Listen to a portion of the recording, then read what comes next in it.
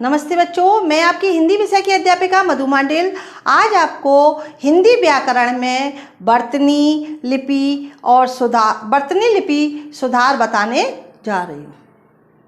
वर्तनी शब्द का निर्माण बर्तन शब्द से हुआ है, जिसका अर्थ है पीछे पीछे चलना या अनुकरण करना। वर्णों का वह रूप जो ध्वनि चिन्हों के प्रयोग से लिखे जाते हैं वर्तनी कहलाते हैं। कहने का तात्पर्य है किसी भाषा के शब्दों को शुद्ध या अशुद्ध लिखने का ढंग को वर्तनी कहते हैं। इसका संयोजन दो तरह से होता है। पहला होता है स्वर व्यंजन के योग से, दूसरा व्यंजन व्यंजन के योग से। संयोजन का अर्थ होता है मिलना।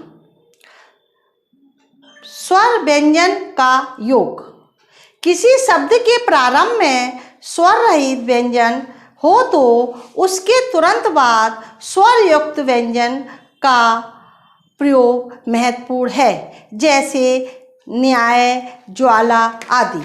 तो बच्चों, जैसे न्याय शब्द में ना स्वर रहित है और या स्वर युक्त है, उसी प्रकार दूसरा है ज्वाला में जा स्वर रहित है, वा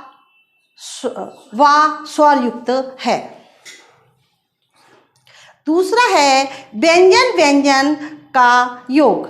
व्यंजन के साथ व्यंजन के योग के रूप में संयुक्त व्यंजनों का उपयोग होता है, जैसे श, त्र, ज्ञ, स्र आदि। तो बच्चों, सा कैसे बनता है?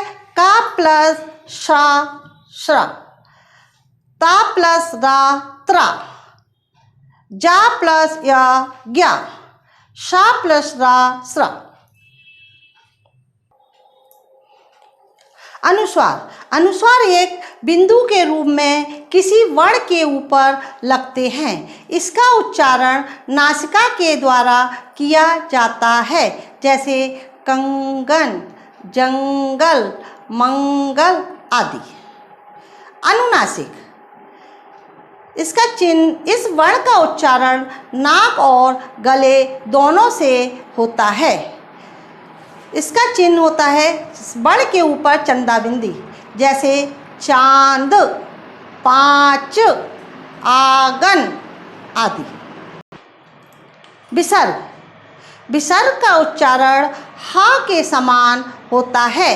इस ध्वनि का प्रयोग मुख्यतः संस्कृत के शब्दों में होता है, जैसे प्रातः, मूलतः, अतः आदि।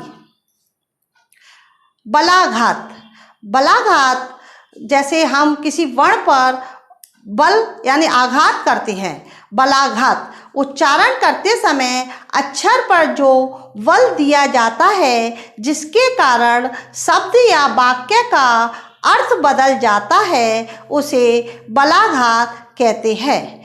जैसे पिट माने मार खाना और पीठ मारना, यानी कि हमने पा पर जोर से बल दे दिया तो और उसका अर्थ बदल गया।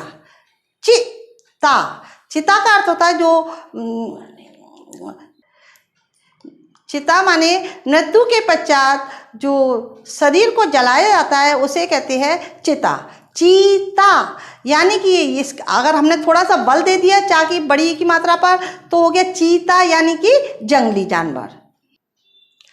अनुतान, बोलते समय शब्दों के सुरों में होने वाले उतार चढ़ाव को ही अनुतान कहते हैं, जिसके कारण शब्द का अर्थ बदल जाता है। यानी कि देखिए, जैसे अच्छा, तो हमने बोला सामान्य, जैसे राम अच्छा लड़का है, सामान्य।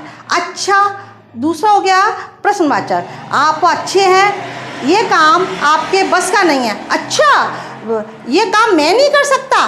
तीसरा है अच्छा आश्चर्य, जैसे राम बुद्धू लड़का है और वह प्रथम श्रेणी में पास हो गया, तो हमने बोला अच्छा, यानी आश्चर्य प्रकट किया कि राम वास्तव में ही पास हो गया। यानी कि अच्छा एक है, पर हमने उसको अलग अलग तरीके से प्रस्तुत किया।